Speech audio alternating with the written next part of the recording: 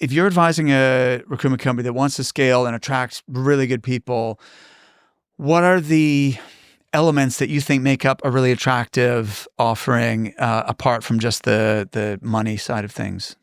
So yeah, we've just done this actually in a document that we share with our clients. I was in Austin and Miami, and we were talking about how to make this very thing. But it would be the holiday is a big one. Yeah.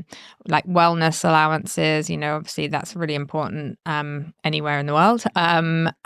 So like gym memberships and those sort of things, having good incentives.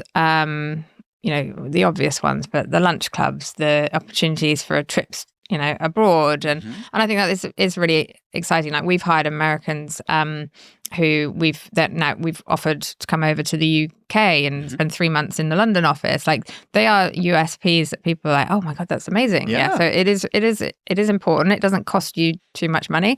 And I think it's, giving that global mobility to people is attractive in the market.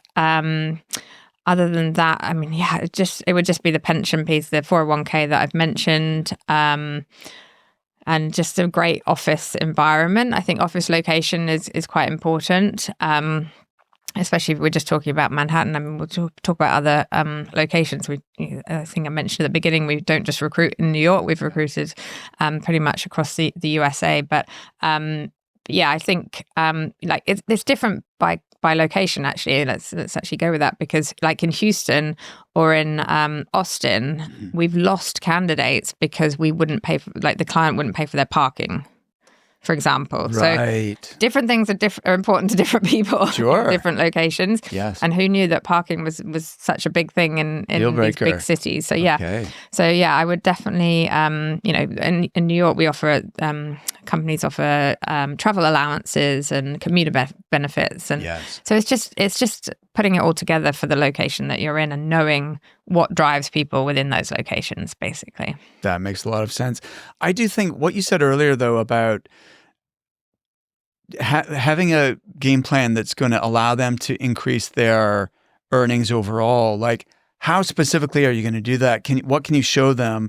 Is it learning and development? Is it the tech stack? Is it so we have a couple clients that have like team members in the Philippines to support their billers so that they can do more of the revenue generating work, for example. So like I think there has to be something tangible there, not, like showing them how we're going to make them more successful. What have you seen? Yeah, I think offshoring delivery function is a really big one.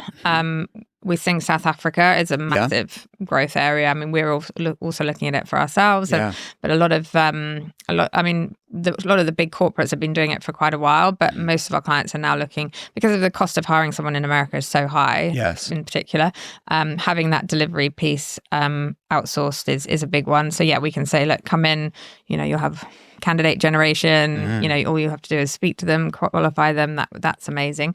Other things that, tech stack is important. Having obviously, what's it called? Like, all the Cognism and Zoom info, like all the ways to find phone numbers, data sources, like those things are expensive, but obviously are a given. LinkedIn Recruiter, like that obviously is a given. But I think what else? I can't think of other things necessarily that's out of the ordinary. Just to make them successful. I think it's having a message. Like one of the most successful businesses that we've worked with, again, is go back to the beginning, is the energy and sustainability recruitment firm, and you're recruiting in a market that people are passionate about, and I think that's very, very important when you're coming to work every day, and that will suit certain people and not suit other people.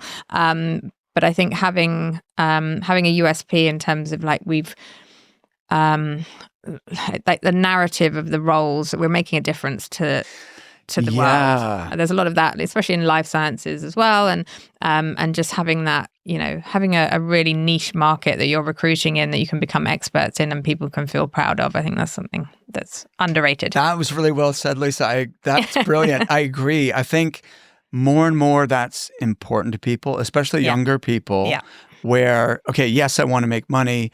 I also want to do something that I think is meaningful Yeah. and is positive, like creating like positive impact on the world, and so I can feel proud of what I'm doing. I do think that's key. I do. You also mentioned like having USPs. Like I do think that doesn't cost anything. If you as a business, it's only going to benefit your business anyway, right? If you have clear, tangible differentiators. Yeah. That's going to mean you win more clients, but also makes it easier for people to be successful in your firm. I think so. Yeah. So actually showing people how you really have those clear, tangible differentiators, that's going to make it easier for them to be successful. There was something else you said a second ago, which was, so the fact if you're a niche specialist, for example, so you could bring someone in, and if this is a growth area or it's a niche that has a lot of potential, or that this firm maybe has a really good brand in, right? And so I think something we haven't talked about, but if the firm is committed to marketing, content marketing, that type of thing, thought leadership, that is a big does one. make it easier for the salespeople, right? It definitely does. Well. Yeah, I think an important, marketing is a huge one, actually, to get your brand, your personal brand out there, your company brand. Like, it's just so much easier to, sell to somebody if they know who you are already, for example, and you've got that presence on LinkedIn and everything like that.